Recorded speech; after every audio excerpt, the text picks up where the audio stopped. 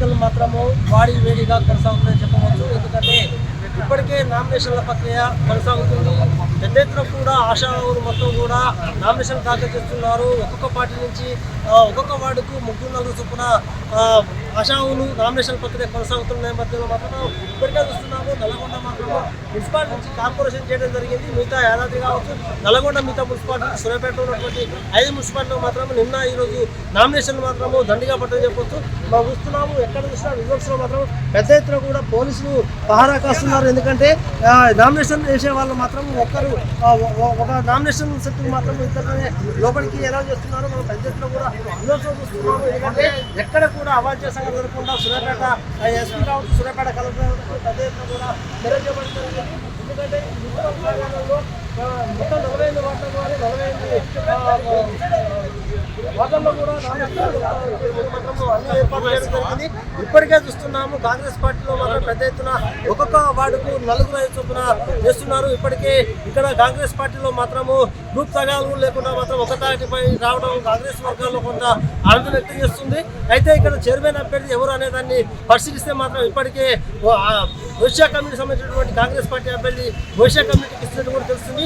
ఏది ఏమైనా కూడా ఈరోజు సాయంత్రం వరకు కూడా అసలు కాంగ్రెస్ పార్టీకి భవిష్య కమిటీ లేకపోతే జనరల్ అభ్యర్థి లేకపోతే రెడ్డి అభ్యర్థి అనేది తెలుస్తుంది. అదేవిధంగా మనం చూస్తున్నాము టీఆర్ఎస్ పార్టీ కూడా ఇప్పటివరకు కూడా ఎవరు కూడా చైర్మన్ అభ్యర్థి అనే దాఖలు కనపడలేదు. ఈ రోజు మాత్రం పెద్ద ఎత్తున కూడా టీఆర్ఎస్ ఆశావులు అందరూ కూడా జయశ్రెడ్డి నివాసాన్ని పోయినట్టు తెలుస్తుంది. ఎందుకంటే గతంలో బీఆర్ఎస్ పార్టీకి మైనస్ ఏంటంటే జనరల్ స్థానంలో ఒక ఎస్సీ చైర్మన్ ప్రకటించడం వల్ల వైశ్య కమిటీ మాత్రం పెద్ద ఎత్తున కూడా వాళ్ళ మీద అలకపోయి చెప్పవచ్చు. ఎందుకంటే చివరి క్షణం వరకు కూడా వైశ్య కమిటీ చైర్మన్ అభ్యర్థి వస్తుందనుకున్నారు.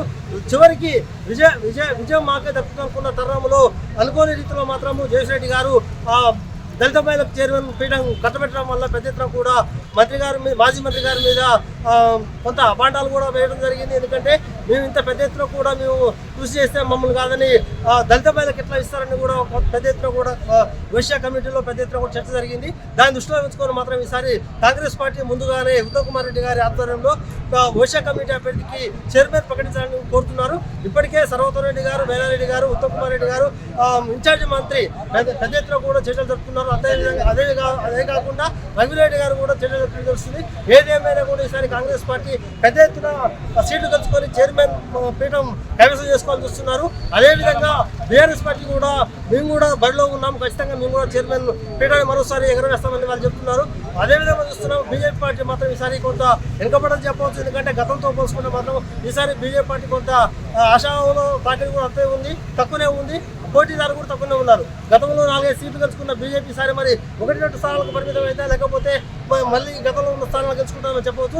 ఏదేమైనా కూడా ఈసారి మాత్రం సూర్యాపేట మున్సిపాలిటీ పనులు సూర్యాపేట కావచ్చు, తిరుమల కావచ్చు, నేచర్ కావచ్చు, హుజూర్ కావచ్చు, కోలాడ కావచ్చు, ఇక్కడ పెద్ద ఎత్తున కూడా కాంగ్రెస్ పార్టీ కావచ్చు, బీఆర్ఎస్ పార్టీ కావచ్చు నువ్వంటే నువ్వు అని బరిలో దిగుతున్నారు. ఏదేమైనా 11వ తారీఖు మాత్రం ఎన్నికలు నిర్వహిస్తారు. 13వ తారీఖు మాత్రం రిజల్ట్ వస్తుంది. ఏదేమైనా కూడా ఈసారి మాత్రం కాంగ్రెస్ పార్టీ విజయావకాశాలు ఎక్కువగా ఉన్నాయని కూడా సర్వేలు తెలుపుతున్నాయి. ఏదేమైనా మనం 13వ తారీఖు వరకు వేచి చూస్తే బాగుంటుందని కూడా చెప్పవచ్చు.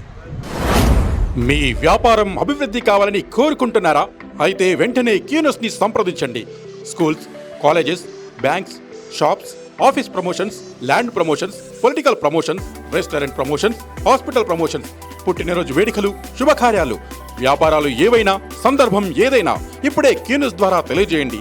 మీ వ్యాపారాన్ని అభివృద్ధి చేసుకోండి.